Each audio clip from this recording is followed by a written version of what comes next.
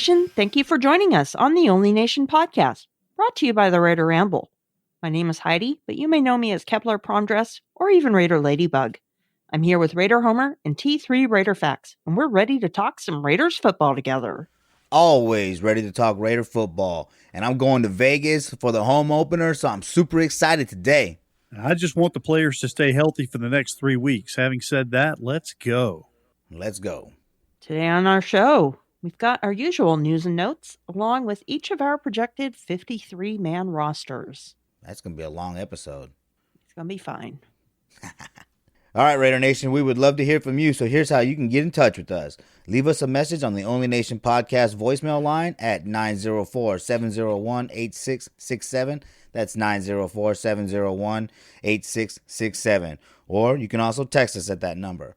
Our email address is onlynationpod@gmail.com, and we can also be found on Twitter and Instagram at onlynationpod. You can also check us out on Facebook and YouTube at The Only Nation Podcast. Be sure to like, follow, and subscribe to us on your favorite social media accounts and podcasting apps. And don't forget to send us a message with your name and address, and we'll get you some free Raider merch sent out to you. Also, check out our new website at onlynationpod.com. Okay, in the latest news, the Raiders took the field for the first time at Allegiant Stadium this past Friday with an inter-team scrimmage. Among the highlights was Mark Davis welcoming the team to the Death Star. Dun, dun, dun. Hey, and shout out to Spicy Raider Girl for allowing me to see that live. So I got to see that live. So y'all go subscribe to For Life, Our Raider Story on YouTube. They got a great channel. And again, shout out to Spicy Raider Girl. Appreciate it. Okay, Modelo, the cerveza, is partnering with the Las Vegas Raiders as the team's official beer. There will be a Modelo Cantina Club overlooking the 50-yard line, as well as a Modelo tailgate zone outside of Allegiant Stadium. Woodbridge by Robert Mondavi will be the official wine of the Las Vegas Raiders. That's cool.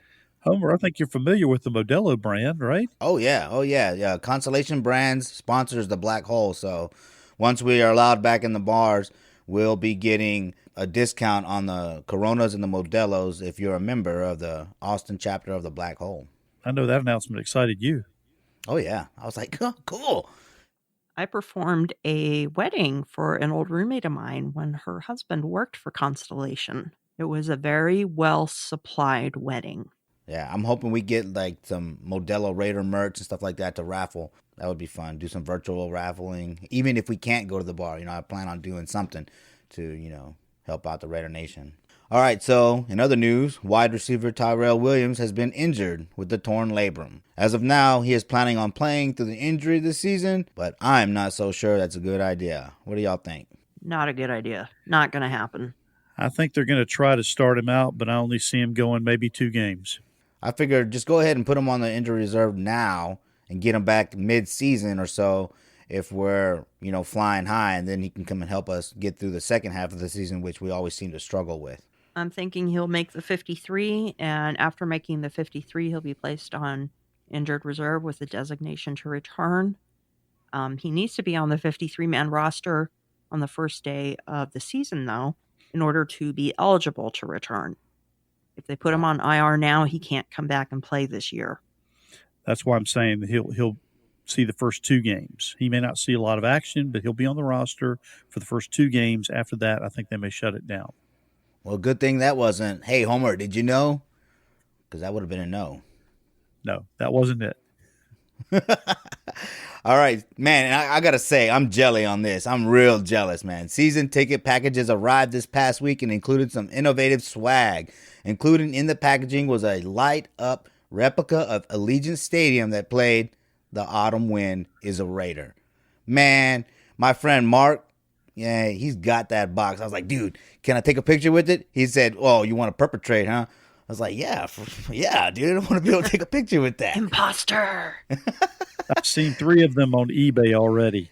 Like $1,000, right? From anywhere from 500 to 1,000. And I'm gonna tell you the truth, Raider Nation. If y'all gonna charge like that, and y'all are bidding, hoping y'all get it for cheap, I'm the one that's going in there and running up those bids.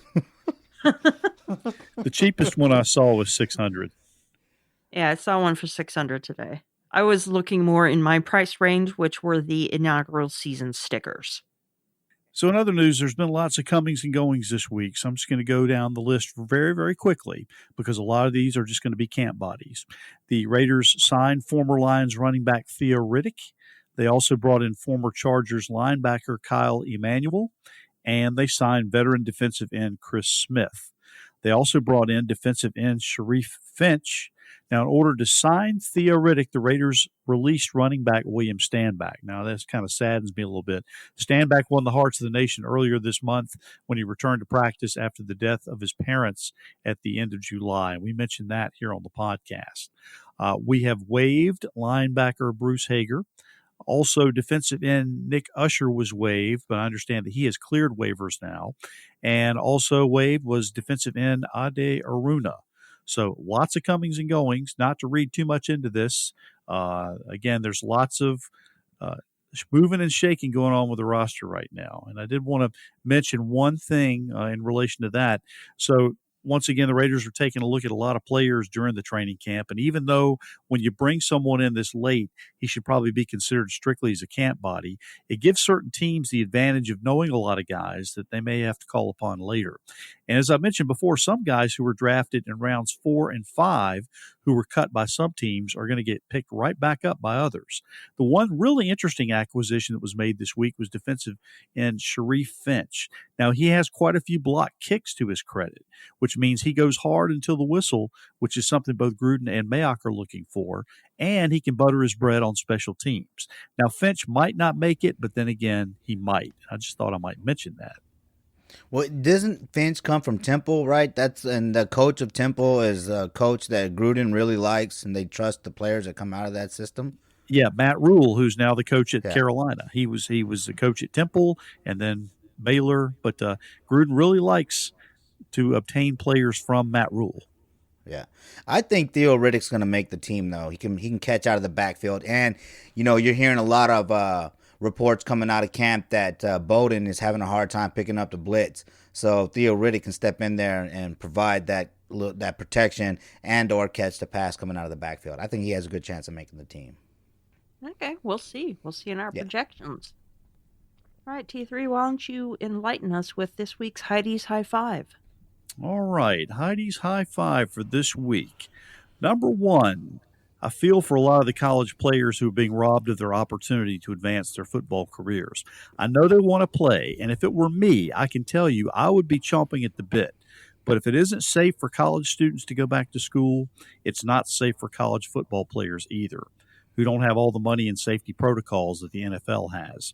The pandemic has affected us all, and all we can do is try to stay safe and work our way through it.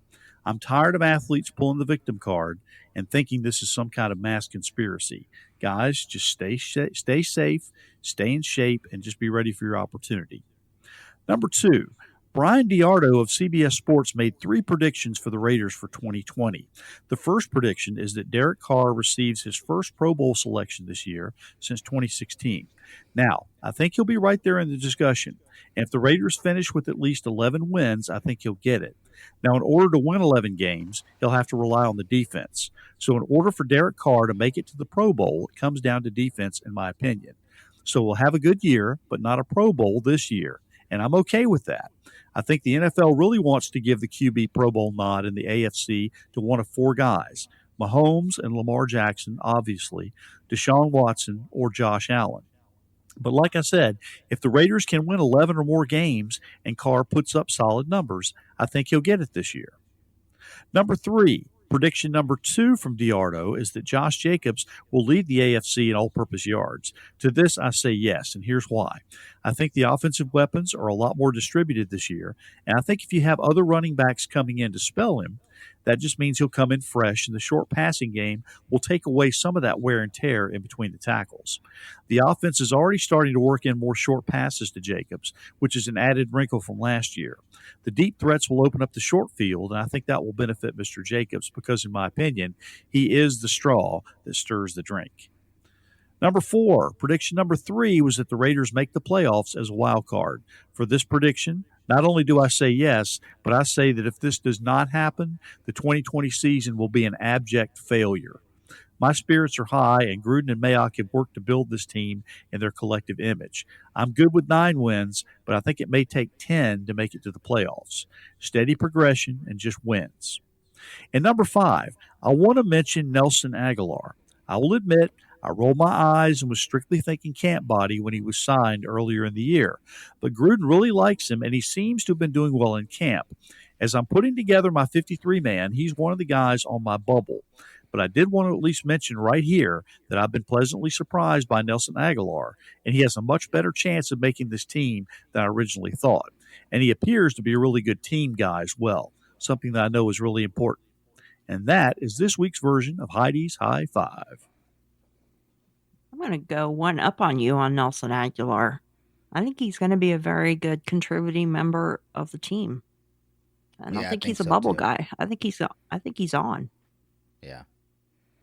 Yeah, he's a veteran, and with Tyrell Williams' injury, you need a veteran presence. So I think he's gonna make the team. Spoiler alert: I have him making the team as well. No, but I've been pleasantly surprised. I think he's done very well, a lot better than I thought he would. As far as the college players, we're talking about. I think it was last episode. The NFL not moving the draft. I think that these college players that are a lot of them wanted to play. So I think really the colleges not playing, they really hurt their season because these players are gonna drop out. They're not gonna want to go and play in the spring when they can go to the NFL. That's what they're gonna do. I think they're just not gonna play their college year in the spring and then go to the NFL. No, I was gonna say I got a big problem with the commissioner of the Big Ten. Was it? Every single athletic director in the conference said that they wanted to play. And he said, no, they can't. Oh, but my son can go to a team in the SEC. Yeah. He's 18 years old. He can make the decision to play. Yeah, well, I got a problem against that. One SEC team has already shut it down. But still, he at least allowed them to give the choice. That's true. He let them make the decision. I mean, this is crazy. But I'm just thinking these college players are going to just opt out and go straight to the NFL, where they know they can play, get paid, and that they'll be taking tests, and they'll be in somewhat of a bubble, as far as media restrictions and all that kind of stuff. Wouldn't you? Yeah, I'd go to the NFL, but college is important. Education is important. So, but as far as Josh Jacobs leading the AFC in all-purpose yards, I agree. I'm right there. Of course, you all know how I feel about Carr, but this Josh Jacobs going leading with the all-purpose yards, oh yeah. But get ready, Raider Nation. That's a lot of checkdowns. You know what I mean? So they're going to be giving the ball to Josh Jacobs. Yes, he's going to motion out and line up in a slot or something like that, opposite of Ruggs. But there's going to be a lot of checkdowns. So yeah, he's going to definitely lead in all-purpose yards. I can get with that prediction. And then of course I'm Raider Homer, so yeah, we're going to the playoffs. And Carr's going to be in the Pro Bowl. Oh yeah, I already said that. Oh wait, is he going to be all pro? First team all pro. Second we'll team. We'll see about the all pro. They have to get 11 wins for that to happen. Yeah, but he's definitely going to the Pro that's Bowl. Fair. Yeah, I think if he gets 11 wins, if the Raiders get 11 wins, he'll be in that discussion, and they'll give it to him if that's the case. But if he gets less than 11 wins, I think the powers that be, they desperately want to give it to one of those other 4 guys. And you know what? Back to the Raiders making the playoffs. That's really we know that Carr is going to put up numbers, right? It's the wins that we question, but we know he's going to put up the numbers. So it's the defense that's going to get us into the playoffs. This defense cannot allow 31 points a game if we're going to make it to the playoffs. That's just not what Gruden likes to do. He's not that blowout, high-scoring offense. He's a ball control offense, run the clock out, keep the opposing offense off the field. Particularly this year, because I think the offenses will be a little ahead of the defenses, particularly starting out. Yeah. Okay, and that brings us to our 53-man roster projections. Hold in my hot little hand, piece of paper with a bunch of holes on it from the dartboard. Right. So let's start with quarterbacks. What do you all see? I see Carr and Peterman. I mean, Carr for sure.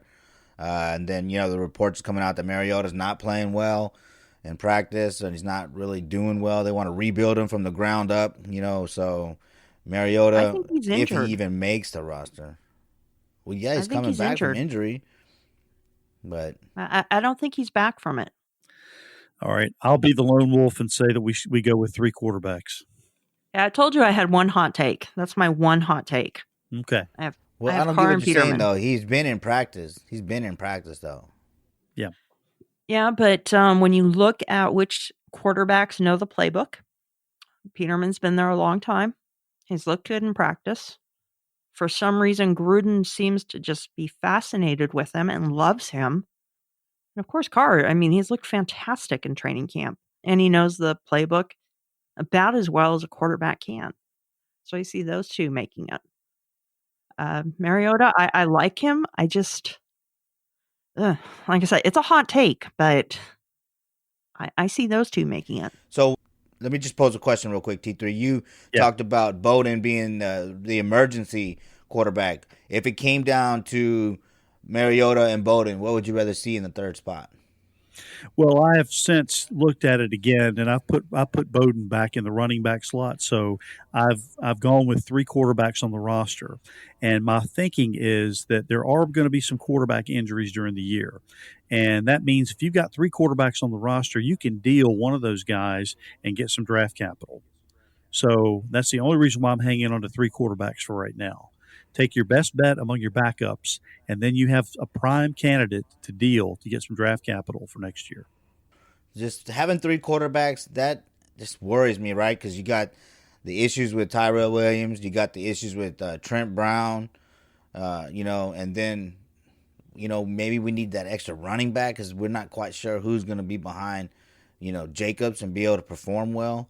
So I'm kind of on the fence with 3 quarterbacks. I'd rather put Bowden in as that emergency quarterback and trust that you can get through the season with Carr and Peterman because you've spent so much money on that offensive line. There's no reason that your quarterback should get both quarterbacks or 2 of them should get hurt. So to sum it up, 2 of us have 2 quarterbacks, and one of us, the lone wolf here, has 3 quarterbacks. Oh! All right, what do you all see for the running back position? I see Jacobs, Bowden, and Richard, and of course the fullback, Alec Ingold. And those are the exact same 4 that I have.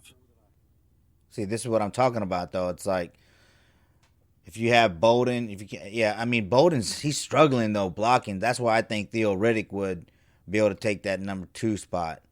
Now Rod Smith, they're saying that he's playing pretty good, but I've also heard that he's going to be like a backup fullback also. So he's taking reps at fullback, so he might make the team. My struggle was between Riddick and Smith. I thought that Smith would be the one that would make it if either one of them make it. That's where I think that there's a couple of guys that could make the 53, and then immediately thereafter be waived or put on IR, and then somebody else could be picked up. I think like Rod Smith could be one of those that are picked up. Riddick is going to bounce around the league a little bit. He may catch on with another team, but he's injury prone, and I see him going down to injury at some point during the year. All right, Homer, what do you got? Now I see why it's important to write these down because y'all are counting to 53. No, we're just looking at by positions. So, Homer, we have Jacobs, Ingold, Bowden, and Jalen Richard. Do you have anybody different? No, I'm thinking it's going to be Jacobs, Riddick, and Bowden because they're not going to want to lose that draft pick. You can do too much with them. And so Richard's going to be let go? I don't know. And Ingold, too. We may have to come back to that one. That's what I'm saying. Let me count. I don't know. I didn't do my homework, so sorry. And I thought I put it off. That's okay. Because they can't carry 4? No, they can carry 4. You just have to move the other position groups around. Yeah. You might only have 5 wide receivers instead of 6 then. Right. Well, that's the thing, though, is Bowden can play wide receiver, too. But I'm going to go. We'll just see where I end up at the end of this episode. So, yeah, I'm going to say Jacobs, Riddick, Bowden, and Ingold. Okay. So he has Richard not on the team, and we do. So that's where he differs. He's got Riddick, and we have Richard. And I wouldn't fall over if Richard didn't make it. No, that's not a big stunner. I mean, we differ there, but I'm not sure that's a real big shocker. Right. All right, now On to tight ends. Wow, this is going to be a hard one for all of us, I think. Who do How you many have as tight number ends do we one? carry? Some guy that we got who played college ball at Georgia Tech, and he's been like a Heidi's hero, and I don't know, I forget his name. He's my crush too. Yeah, so let's just Aaron. let's just agree here that we have 3 tight ends on the roster: Waller, Witten, and Moreau. I have 4. You have 4. Oh, Mhm. okay. Who's your 4th? Carrier. You have Carrier. Homer, what have you got? I'm gonna say Waller, Moreau, Witten. Carrier may not make it. And I say that because we are going to be working on 3 tight end sets and the possibility that Waller might be called into duty as a wide receiver on occasion. So that 4th tight end might come in handy. Wouldn't be a shock if Carrier doesn't make it. But right now I do have him making it. All right, so Homer, I think you and I have 3 tight ends. No, you have a 4th tight end. You have a wild card tight end somewhere, Waller, or did you just Witten, have 3? Waller, Witten, Moreau. Right. I think those 3. Okay, so Homer and I have 3, and Heidi, you have 4. Yes. So Derek Carrier makes the roster thanks to you. All right, offensive line. I'm going to start because here's my hot take. With the offensive line injuries that we had last year, I'm going 10 offensive linemen this year. And I'm just gonna rattle off the last names. So we have Hudson, we have Incognito, we have Gabe Jackson, Colton Miller, Trent Brown, we have Jordan Devey, John Simpson. We're bringing back Andre James, Sam Young, and Denzel Good. We're saying goodbye to Lester Cotton Sr. and Heidi, we're saying goodbye to Brandon Parker. And I've got Colton Miller, Sam Young, Richie Incognito. I do have Lester Cotton Jr., Rodney Hudson, Andre James, Jordan Devey, Gabe Jackson, John Simpson, Trent Brown, and Denzel Good. So I'm going with 11. 11. Wow. Okay. So you have one additional one. Here I was thinking I was going all heavy on the offensive line, but you one up me on that. So good on you there. Homer. Well, that doesn't mean they'll be active on game day. Correct. What do you got? Oh man. 1, 2, 3, 4, 5, 6, 7, 8, 9. He's thinking. I guess I'm gonna go with Miller, Young, Incognito, Hudson, Brown, Simpson, Good, Devy, Sharp, and James. Sharp and James. I have James. I don't have Sharp, though. I don't have Sharp either. Okay. I sliced and diced him off. Yeah. I mean, it wouldn't be horrible to see him on there. He's been serviceable, but I think we have other young players who are coming in who have proven themselves. And when I say young, no pun intended, but Sam Young has come in and made a name for himself. And of course, John Simpson is going to be there for a few years. Yeah, and I think I'm just reeling from, a couple of years ago what happened to our offensive line a couple of years ago. And I just don't want to see it decimated again. Same with me, and that's why I went with 10. I had 9, I think, last year when I did my roster selection, but I think I feel more comfortable going with 10. All right, so let's shift over now to the defense. Well, let me add Jackson. We haven't to done that the wide too, receivers. Gabe Jackson. Oh, we haven't done wide receivers. I'm sorry, my fault. Of course, wide receivers. Heidi, I'll let you go first on this. Okay, I have got Ruggs. I got Zay Jones making it. Terrell Williams, Brian Edwards, of course, Hunter Renfrow, and I do have Nelson Aguilar. So I think we are going to go with 6. I have exactly 6, and I have exactly the same 6. Any thoughts, Homer? I'm getting there. So of course we're gonna keep Ruggs. I think Zay Jones, he's gonna stay. Aitman, they're gonna keep Aitman too because he's got that big body. And then Renfro, of course. Aguilar, I think he's earned his spot. Edwards and Williams. Well, they've got that big body with Brian Edwards now. Yeah. Yeah, I don't see Aitman making the team. I like Aitman. I think Aitman's going to catch on with another squad. In fact, I told Heidi earlier I think he might catch on with Carolina with the Panthers Yep. because they are devastated at wide receiver right now. Yeah, I could see any of them. Gafford to the practice squad, but I don't think he'll make it through. Somebody will pick him up. Right. I see Amen making it because he knows the system, and with Williams, questionable, that's important. That is one thing because I mean that really only Jones, Williams, and Renfro know the system very well. So Aitman does Yeah, have that in his yeah. favor. But I don't think we're going to go with 7 wide receivers, and I think Jones is going to be in. All right, so we'll have to agree to disagree a little bit there. Let's move over to defense. Now, on the defensive side of the ball, I have tackle and end as separate positions. So do we want to do defensive tackle first? Sure. Although I believe there's overlap, but yeah, I do have them written out separately. Yes. So for defensive tackle, I've got 4. I've got Hankins, Collins, Hurst, and Ross. Those are my Yes. 4. I agree. And then for defensive end, I've got Crosby, Furl, Nassib, and Dayton Jones. I've got Arden Key. Okay. Although, in all honesty, the list I went off of had Jones as a tackle for some reason, but I did not have him make the final 53. Okay. So, Homer, what do you think?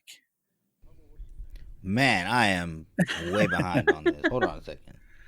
So for defensive tackle, we both have Hankins, Collins, Hurst, and I had Ross and Heidi. You had I have Ross. Okay, so we both have those 4 for defensive tackle. Yeah, that's what I'll go with. Collins, Hankins, Hurst, I guess Okay. Ross too. And then for defensive end, we had I'm just gonna piggyback off of Crosby, y'all.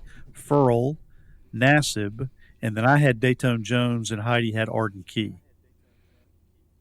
Yeah, I'm gonna go with Farrell, Nassib, Crosby, and Key. Key, they said he's coming around. They said that he finally did the off-season program that they kind of wanted.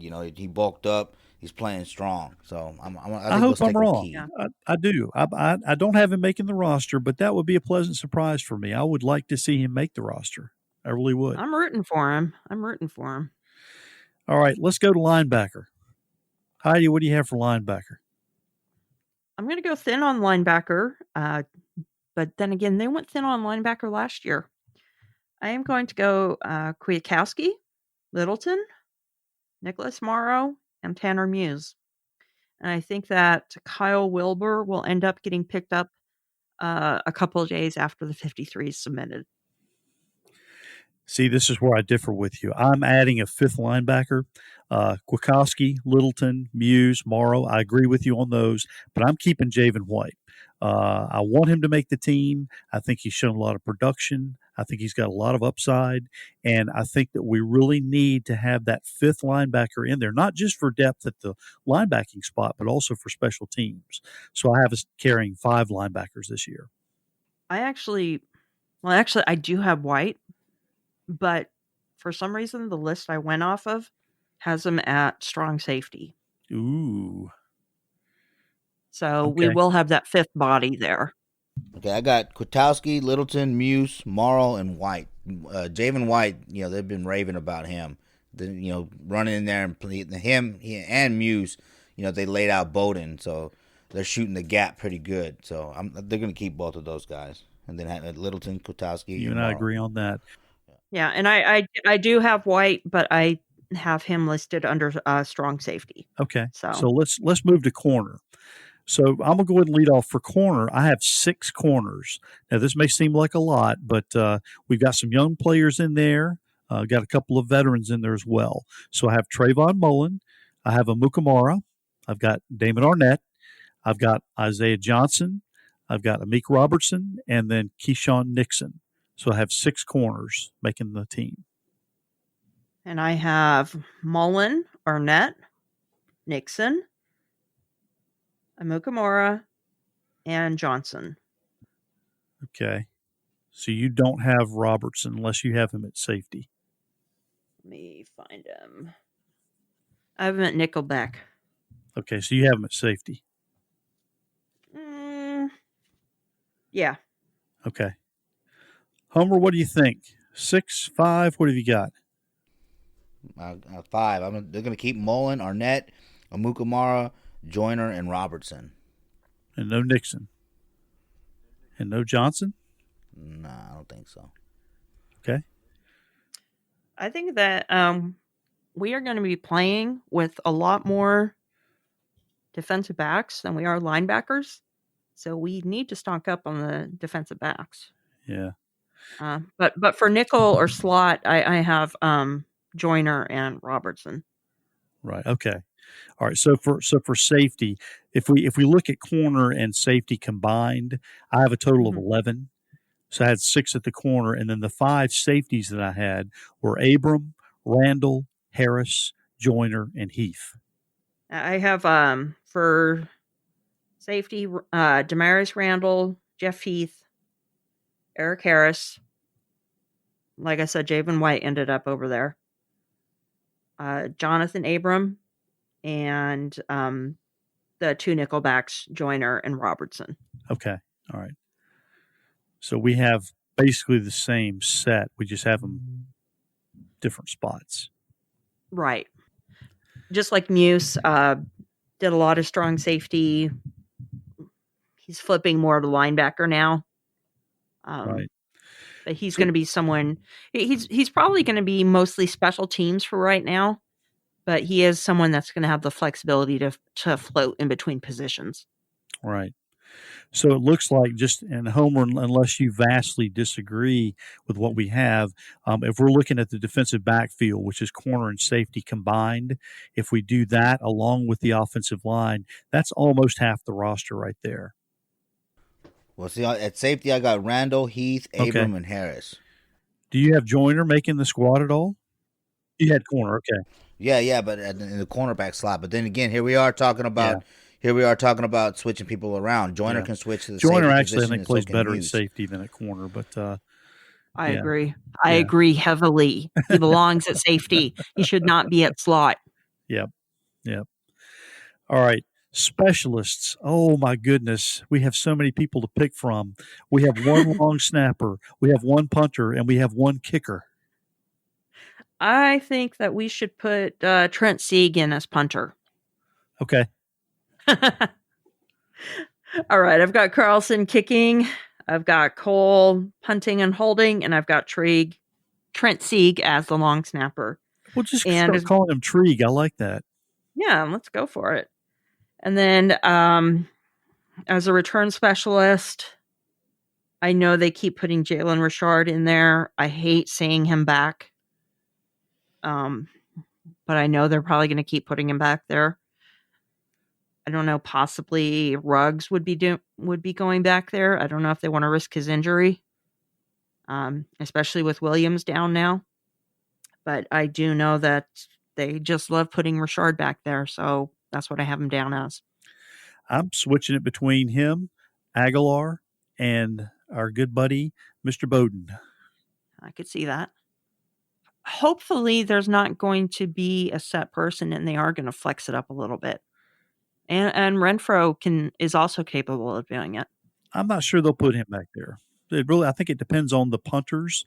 If you have punters that they're facing with a lot of hang time and good defensive coverage, I think you will see Renfro in there because he'll just do fair catches. And you need somebody with good hands. But if you have a punter or coverage teams that are suspect and you really are counting on a big return, I think you'll put Aguilar or Bowden back there.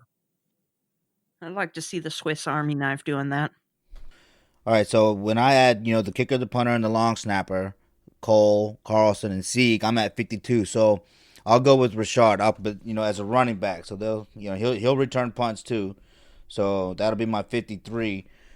And I know that's a lot of running backs, but at the same time, you don't really know what you got except for Richard after Jacobs, and Richard is not the best running back. You know what I mean? You don't want to go into the season knowing that that's what you got.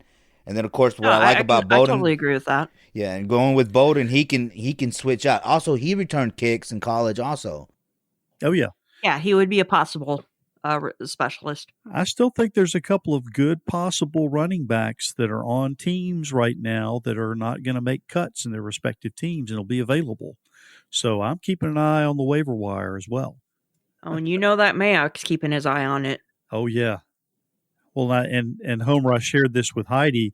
With all of the draft picks that Miami has this year, they can't possibly sign all of them, and even if they do retain them all, 2 or 3 years down the road, those guys are not going to be retained. So I'm keeping my eye on that entire Miami roster. All right, we got a text message, and this is from John. And he writes, "Hey guys, love the podcast." Then he gives us address for his little swag packages that we sent him. And he asked a question: who do you think our standout player will be on defense this year? I think it's going to be a tie. I'm looking at Cleefurl and I'm looking at Collins. Those are my two guys who I think are going to be standouts and create a lot of chaos and havoc up front and be game changers for the defense. All right, and I am in love with Max Crosby, but I'm gonna go with Collins and Kwiatkowski. I think both of them are The dude. the dude. Collins and the dude. Yeah, for me, it's gonna be Littleton. That dude, I wanted him, and we got him. So I think that dude's gonna be good because he's gonna be able to tie up that tight end. Those tight ends have been killing us forever.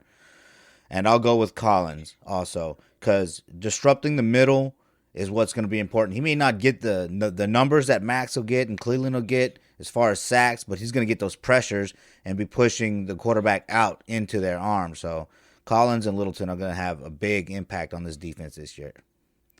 I agree. All right, and then let's take a listen to this voicemail. What's up, guys? How you doing? Madam?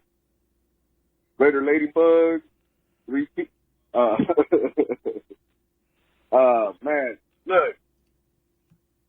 This is Rick. I'm probably I'm listening to R&R right now.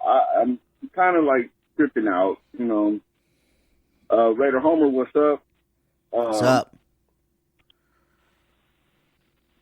I don't understand what the big victory is with everybody. Oh, Marcus Mariota's struggling. I mean, he's been in the system for 3 weeks.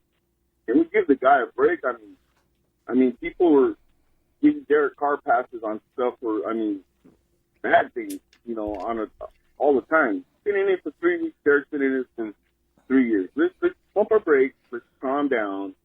They're both Raiders. They both want to make themselves better, and all this stuff is this divide stuff, and you're a or you're a Carr hater, and that needs to stop, dude.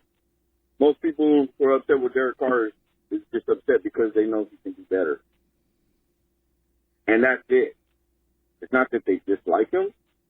It's just they're disappointed in him because we've seen it. I've seen him do better. But also last year, seen him do a lot of one read, check it down. Derek Carr can do better. Having trust in his receivers is not his job.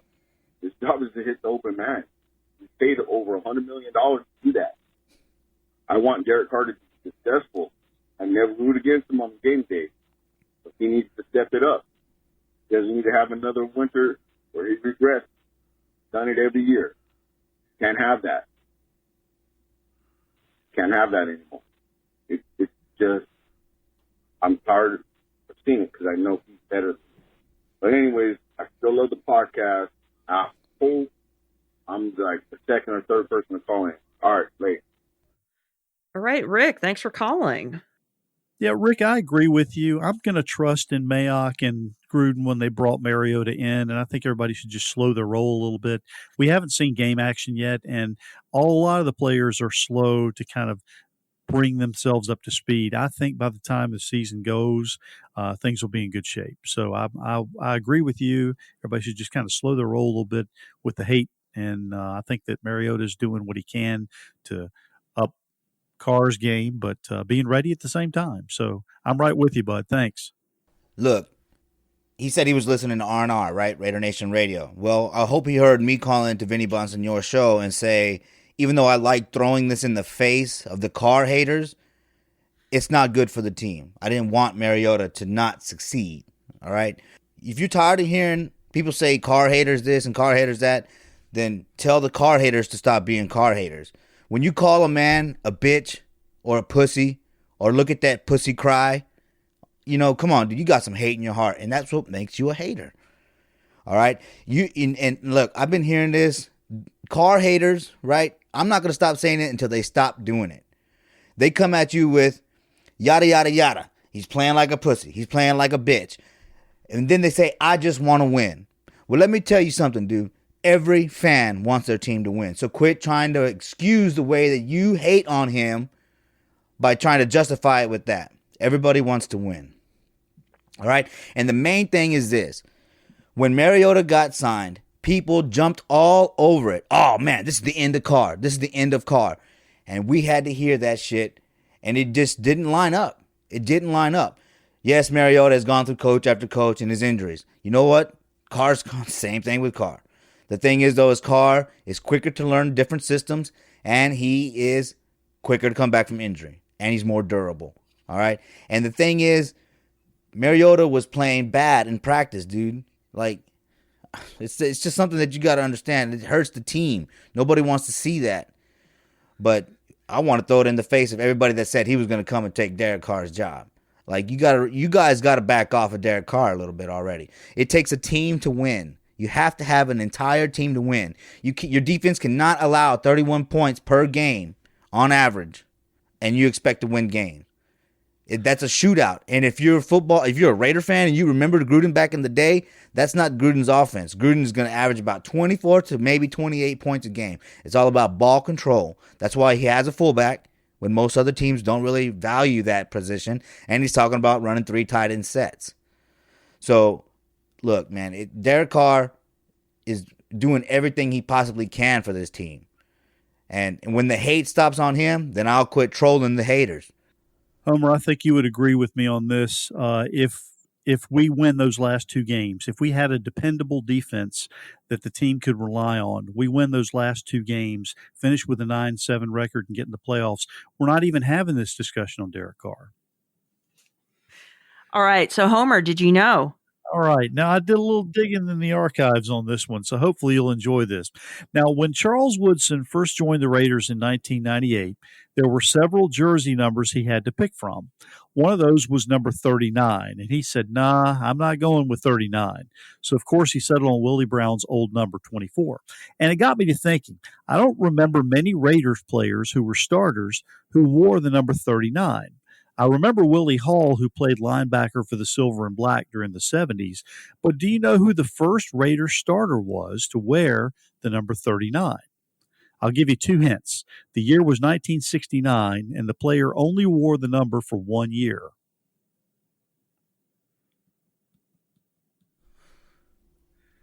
Oh, are you waiting for me to answer? Because I don't know.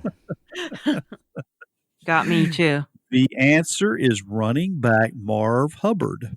A rookie in the 1969 season, he wore number 39. He then switched to the familiar number 44 in 1970 and became a pillar of that solid Raiders ground attack. So Marv Hubbard is the original OG 39.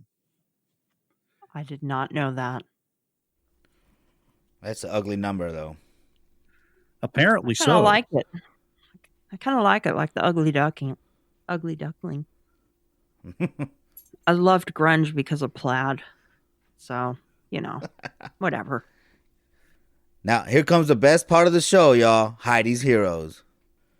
Right. This man played in the AFL and the NFL from 1960 to 1969.